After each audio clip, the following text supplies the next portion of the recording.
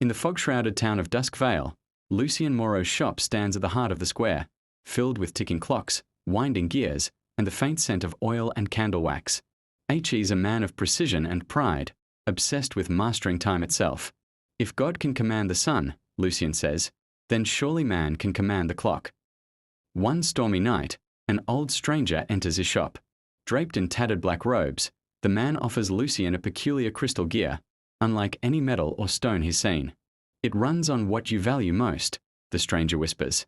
Not gold, but the soul. Lucien laughs, but accepts. Weeks pass. Lucien forges the midnight clock, a tall, ornate masterpiece with hands that tick backward when wound with the crystal gear. When it chimes, time rewinds by a single hour. He tests it once, and watches a broken vase reassemble before his eyes.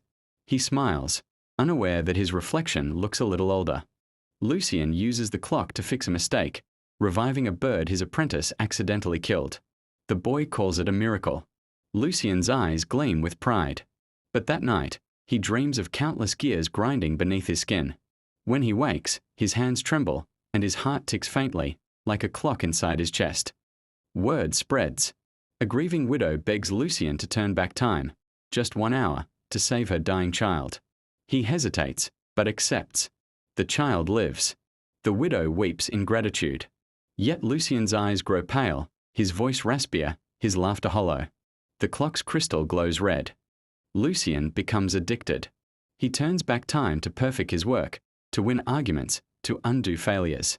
Each rewind leaves a new scar on his body.